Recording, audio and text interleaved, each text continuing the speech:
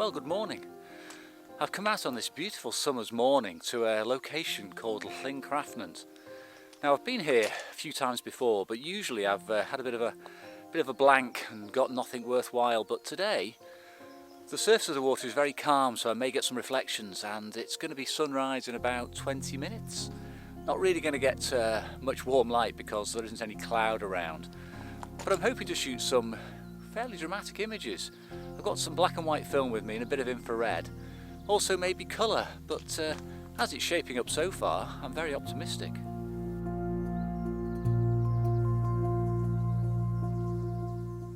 Well, I wasn't really expecting to be shooting anything colourful today. The light's going to be far too harsh, but at this time of the morning, it's about, I don't know, 4:45. It's going to be very, very nice for colour work as well, as you can see behind me, hopefully.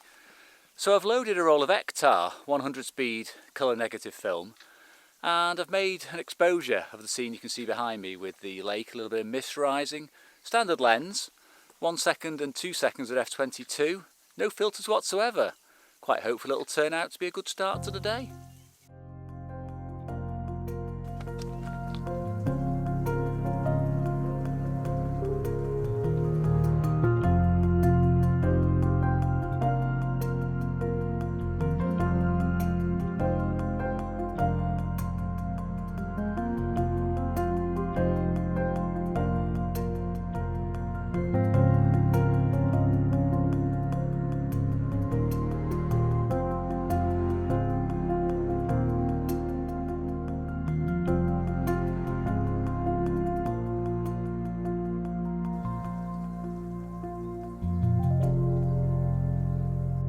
Well, just the one shot there. I don't think it's spectacular, but it's very pleasant. I noticed as well, just after sunup, got a bit of a breeze that rippled the water. Not quite so attractive then. It's calmed down a little bit now. I think I'll go for a walk though onto the other side of the lake. I've been up that way before, about 3 or 4 years ago. Some nice views. Possibly get a bit of light on some trees at the far end. It's just so nice to be out this morning. I don't really mind if I get anything. It's just such a pleasant place to be.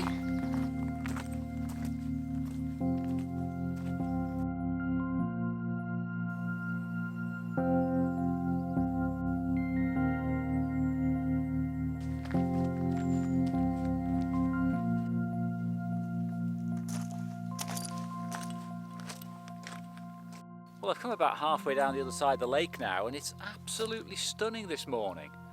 I mean, I'm normally rushing around, putting the drone up, doing B-roll, trying to get an image, but somehow that just detracts from the morning and you tend to forget how nice it is being out. So I think I'm just going to sit down on a rock and watch the sun come up over the hill and have a bit of a break, to be honest.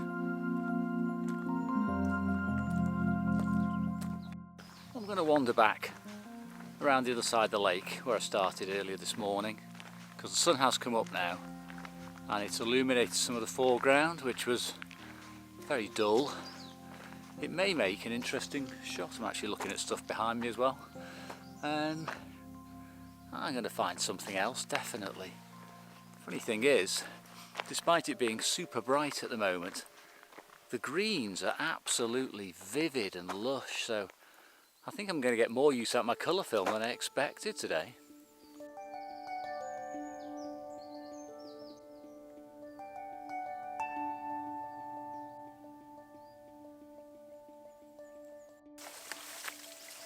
Well, I'm pleased to say I've got another composition, and it's back where I started first thing this morning, but the conditions have improved, like I said, on the way round. And I'm now going to be shooting with a wide angle lens, a 50mm Xenon Bronica. Shooting at f/16, got everything in focus hopefully, mountains in the background and the tree overhanging in the foreground. I've shot it without a polarizer at a 1/4 of a second, and I've also shot it with the polarizer at 1 second. Not quite sure if the polarizer is going to take too much of the shadow detail away, or whether it's actually going to oversaturate the sky in the corners, so I've only half polarized, but I still have a 2-stop penalty there. It's quite a simple and straightforward shot, but looking at it in the viewfinder, I'm quite pleased. Now the metering for this shot is very important because I have a huge contrast range between the elements. I've got the sky, which is extremely bright, a very, very pale blue colour, and I've got the foreground rocks, which are very dark. Now, my shot here depends on having enough detail in these foreground rocks. If they go to black, it's going to be solid mass, it's going to drag the eye away from the frame, and it's just going to be a mess. So I've spot metered off this rock area here, which is probably the densest area. Now I need to be able to capture enough light in there, so I've set my meter reading for Ektar into that area. Now, I don't worry too much about the highlights blowing out because it's colour print film, and that's very, very tolerant of overexposure. So even though the sky may be 12, 13, 14 stops higher potentially on a very bright day like this, I should be able to recover that when I scan the image. It's one of the advantages of using print film.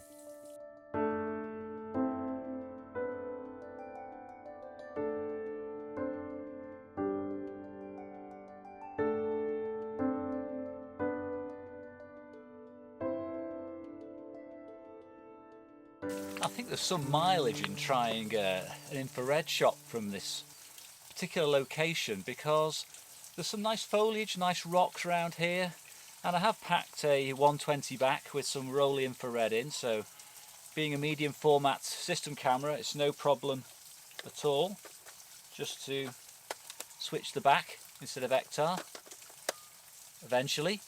Yeah, I just need to get myself set up now, do a bit of metering, have a little look around at composition, just really get myself sorted here because I'll be honest, I can't really see the shot without my little preview device. I've used my little Canon G80 again, and that makes what looks like a dull image appear amazing. So I am relying on digital technology to get a film shot.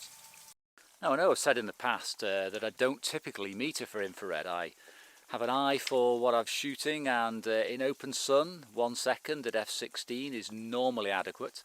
But in this case I'm not in open sun, I'm in deep shade, and the sun is not likely to catch this area for quite a while, so I am taking meter readings. Now let me just show you the scene itself. I'm taking a meter reading from this grass down here, and I'm getting a reading of about 8 seconds because I'm rating my film at ISO 6. Now 6 is very slow obviously, so I do need a long exposure on this because I'm really not certain what I'm going to get. So to be absolutely on the safe side, I am going to take 3 frames. I'm going to take one at 4 seconds, one at 8 seconds and one at 16 seconds. Pretty hopeful that one of those will have the right balance between shadow detail and highlights without really blowing out too much.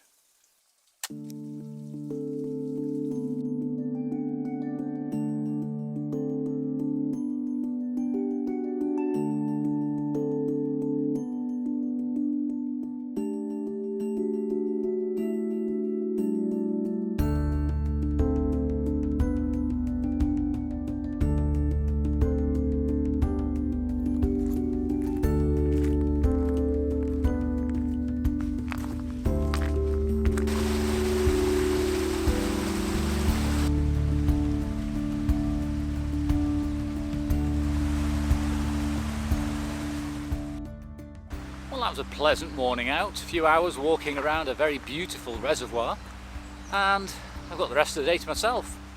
Just a few images, but it's probably the way I prefer it, to be honest. I'd rather spend my time getting good images than taking many images and having to edit them down later. So thanks for joining me again, and I'll see you on the next trip.